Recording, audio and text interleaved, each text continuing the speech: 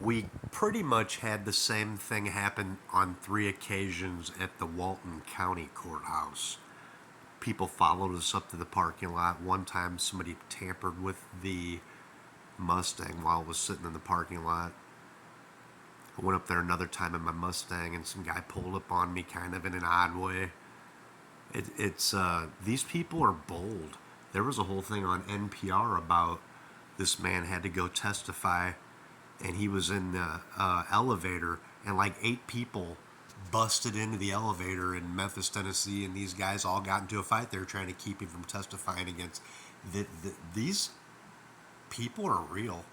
I mean, most of them are seem to be on some type of a drug, or they're covering up the drug trade or human trafficking.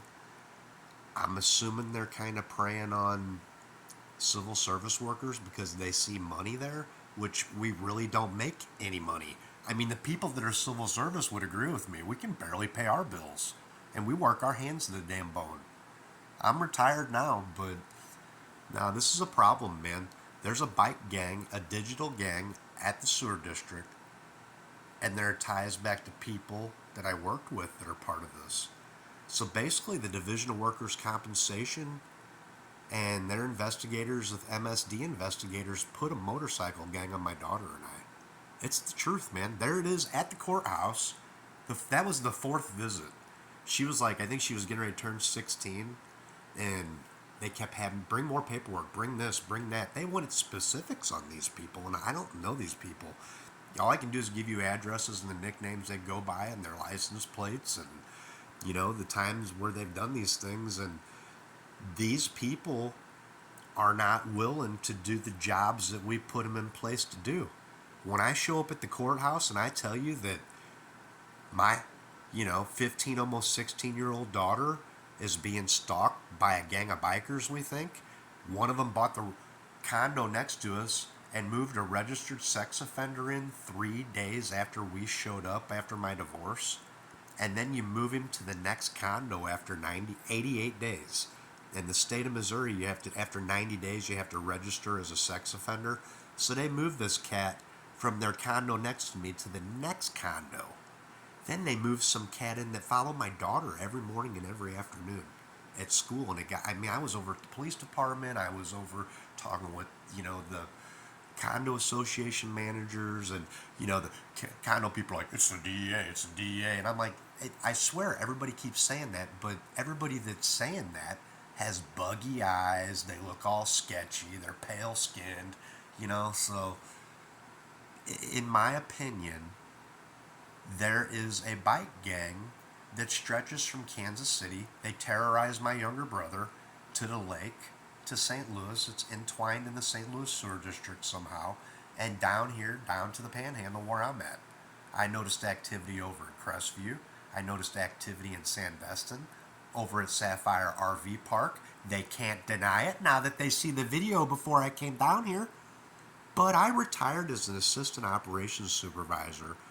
After 10 months prior, the safety coordinator told me the law in Missouri changed and I could go to my own doctor. 3 years prior to that, my doctor told me to retire. I was, I worked hard for a living. I spent almost 29 years in the work field. 26 and a half of those years were doing heavy manual labor.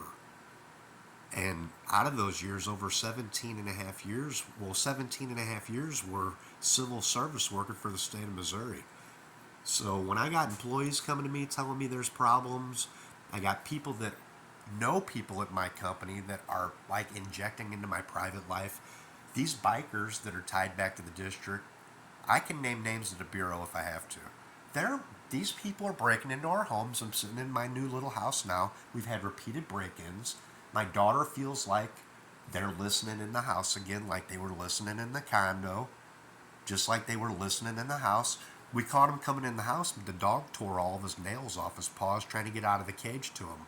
I couldn't get my key through the lock. I'm like, what the hell? Then my pistol started jamming, and a bunch of weird things happened. They go in and tamper with a lot of stuff, take small things, change. They like to scratch V's on stuff, like V's. There's a V on the gas cap on my car. On the UTV. There's a V on the gas on the door handle of the car, there's a big old swashbuckler V looking thing scratched into the Envoy. They were scratching V's into the paint in the house. I tried. They're nasty people, man. I'm not sure who you guys think you are.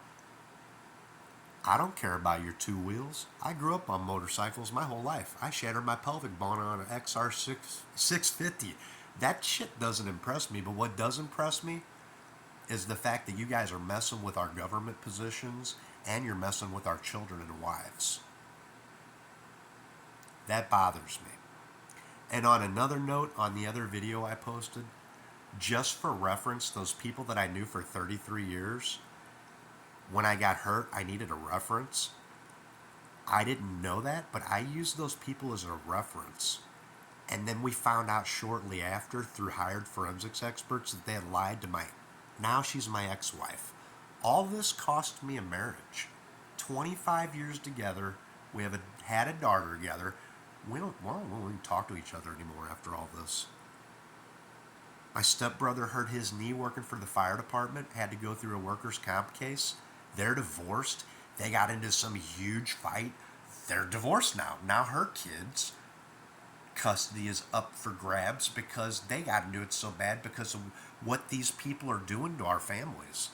I mean, I don't know how else to explain it to you guys, but some of the times when I record stuff, I'm like half asleep on the couch or whatever, or had like 10 or 12 cups of coffee because I'm a little bit younger, I'm retired, and I live in chronic pain. I get destroyed pelvic bone, hip socket, lower back, neck, and I got all documentation through MRIs, doctor visits, and unfortunately I had to retire early. This was going on before I left the company. I had grown men that worked for me that were upset. A couple of them were in tears. Some of them walked off the job. They were being harassed, bullied, stalked, burglarized by this group of people, and I want to know who they are. And I'd like for law enforcement to step up their game and get on these people. Some of them are claiming to be Nazis, but I've seen black, white, and Mexican in the group. I've seen young and old, male and female.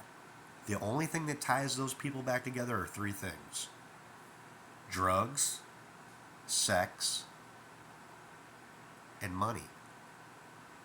That's drugs, sex, and money. That's the only thing that would tie that demographic of a group of people together. There were people that I worked with at the district that were telling me that certain team leaders were dealing cocaine, and I did report it. One cat told me I walked in to go hang out with all these guys on a Friday. He goes, "Tom, they had so much cocaine on the table, it scared me." Now, I don't know if I'm in an area down here now where these guys are importing dope down here and they're transporting it out to the major cities down here. I know this. I got neighbors right here that are cooking. And the problem is the people that are doing it think that it's okay. My other neighbor down the street told me he's a 25-year crack addict. Okay, we all know what it takes to make crack. It's cocaine, right? And just for the record, for the DEA, when I shattered my pelvic bone, my mom bought me that scale because I had to weigh my mail out. True story. I had so much paperwork to send to the mortgage company and to the doctor's offices and to the insurance company that it was getting to the point that it was getting expensive and I had to have a way to mail it, so she brought it over to the house. I know it looks sketchy considering where I'm at, but it is what it is, so it's America. Anyway,